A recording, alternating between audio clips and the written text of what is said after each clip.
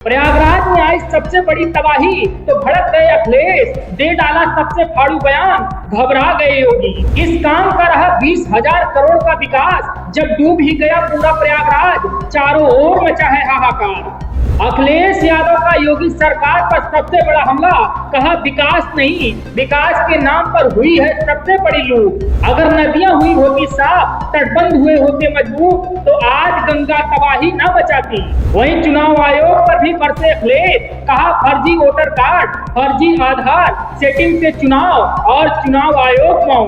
भाजपा की मशीनरी लोकतंत्र को कर रही हाईजैक और चुनाव आयोग सिर्फ देखता रहा तमाशा। दोस्तों, उत्तर प्रदेश की राजनीति में आज एक और सबसे बड़ा नया सियासी भूचाल आ गया है।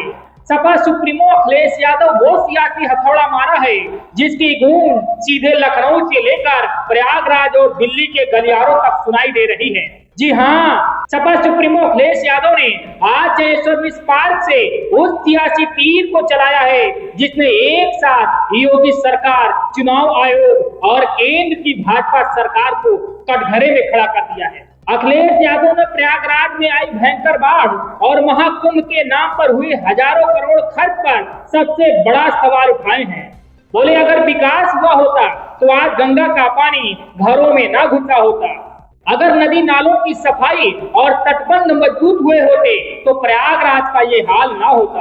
अखिलेश यादव यही नहीं रुके, इन्होंने दावा किया कि प्रयागराज में भाजपा सरकार ने 20,000 करोड़ रुपए किए विकास के नाम पर खर्च, लेकिन हकीकत में वो पैसा बहा नहीं बल्कि बहा दिया गया। और अब जब जनता डूब रही है तो सरकार चुप है और यही चुप्पी सवाल बनकर सत्ता के दरवाजे खटखटा रही है। प्रयागराज जहां 20,000 करोड़ से ज्यादा पैसा सरकार ने खर्च किया, और ये 20,000 करोड़ भी मैं कम बोल रहा हूँ, पैसा खर्च हुआ है वहाँ के विकास, वहाँ के लोगों को सुविधा देने के लिए।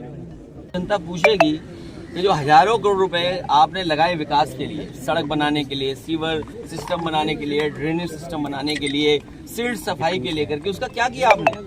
अगर नदियां साफ हो गई होती तो नदियां इतना उफान नहीं मार रही होती पानी का। नदियों की सफाई का बजट भारतीय जनता पार्टी ने साफ कर लिया। गड्ढों में जो पानी भरा है वो भ्रष्टाचार का है, इनका लूट भ्रष्टाचार का है, बेईमानी का है इनका पैसा। इतना उत्तर प्रदेश कभी लूटा नहीं गया जितना भारतीय जनता पार्टी की सरकार में लूटा गया। इतना ही नहीं, अखिलेश यादव ने आगामी पंचायत चुनाव और विधानसभा चुनाव पर भी फेंका है सियासी बम। बोले हमारे पास पक्के सबूत हैं कि उत्तर प्रदेश और बिहार में वोटर लिस्ट से लेकर वोटिंग मशीन तक सब कुछ सेट किया गया। फर्जी आधार कार्ड, फर्जी वोटर कार्ड, फर्जी नाम और असली साजिश का चुनाव आयोग जिसकी जिम्मेदारी निष्पक्ष की है वो मौन साधे बैठा है। क्या ये लोकतंत्र है या प्रायोजिक सत्ता तंत्र? अखिलेश ने भाजपा पर सबसे बड़ा आरोप लगाते हुए कहा इनके पास ऐसी मशीन है जो फर्जीवाड़ा करती है और चुनाव आयोग आंखें मूंदे रहता है। आज फिर कह रहा हूँ, मैंने लोकसभा के सामने भी कहा, जब कभी सुझाव देना होगा तब कहेंगे, ये बीजेपी के पास कोई मशीन है जिससे ये नकली आधार बना लेते हैं और नकली वोटर आईडी बनाते हैं। सबसे ज्यादा मशीनें अगर वोटर आईडी बनाने की और नकली आधार बनाने की किसी के पास है तो बीजेपी के पास है। और मैंने आपको उदाहरण दिया कि हमारे पास रिकॉर्डिंग थी और आपके कई साथियों पे रिकॉर्डिंग रही होगी। गुरसाईगंज के टाउन एरिया के चेयरमैनी के चुनाव में भारतीय जनता पार्टी ने पुलिस से और डीएम से मिलकर के आधार नकली बनाने की मशीन लगाई, नकली आधार कार्ड बनाए, और जब दौड़ाया गया उन्हें तो वो आधार सड़कों पर पड़े मिले। वो आज भी आधार हम लोगों के पास है जो नकली बनाए थे इन्होंने। वोटर लिस्ट को लेकर घमासान मचा हुआ सर, वोटर लिस्ट को लेकर के चुनाव आयोग ने बेईमानी की, आपके कैमरे में भी वो सब चीजें नोट हैं। ये जो पुलिस वर्दी में खड़े हैं आज तो हमारी सुरक्षा में खड़े हैं, यही लोग वोट डलवा रहे थे। आपको पता है कि नहीं पता है?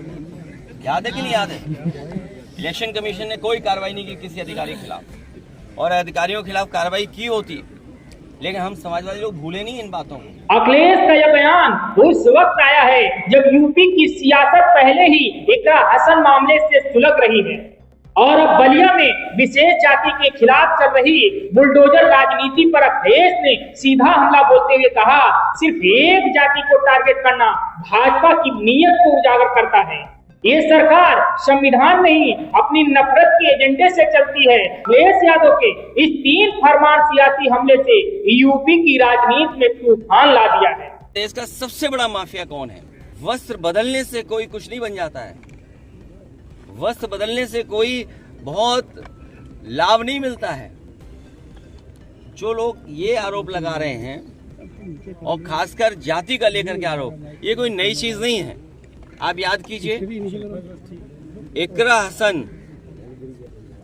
जो सांसद हैं, उसके बारे में भारतीय जनता पार्टी के नेता ने क्या कहा। इसी तरह महिलाओं के प्रति इनकी व्यवहार भाषा क्या है। देश में अंग्रेज रहे, अंग्रेज ने और उन्हें पढ़ाई पर एफआईआर नहीं लिखाई किसी पर। ये सरकार सोचती है पुलिस से हमारे पीडीए पाठशाला को बंद कर देगी। हम समाजवादी लोग संकल्प लेंगे, जब तक सरकार वहां पर टीचर्स ना पहुंचा दे, प्रिंसिपल ना पहुंचा दे, तब तक हमारी पीडीए पाठशाला चलती रहेगी, पीडीए ट्यूशन चलता रहेगा, जिस तरीके से हम लोग चलाते आए। मुख्यमंत्री जी जो करा रहे हैं पाठशाला, मुझे लगता है मुख्यमंत्री जी को भी जरूरत है पाठशाला जाने की। सर, बलिया से एक पत्र जारी हुआ है। जो बलिया से पत्र निकला, ये सोच का परिचय है। इसी तरह अगर किसी पे झूठे मुकदमे लगा करके पकड़ा है, तो ये सरकार बहस को बदलना चाहती है। ये चाहती है कि बुनियादी सवालों पे बात न पूछें, बाढ़ पे न पूछें। बताइए, प्रयागराज 20,000 करोड़ रुपए खर्च कर दिए, बाढ़ आ गई वहाँ।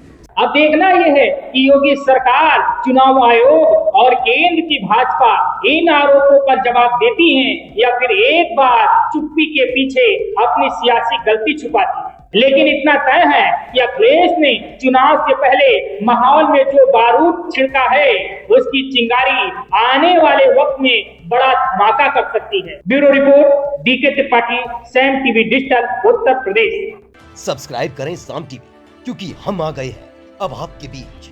दिखाएंगे सत्ता के वादों और अपराधियों के एक एक कारनामे की हकीकत। और हाँ, अगर आपके पास भी हो कोई ऐसी खबर, तो कमेंट करके हमें बताएं, क्योंकि बिना डर और दबाव के हम दिखाते हैं हर एक खबर डंके की चोट पर।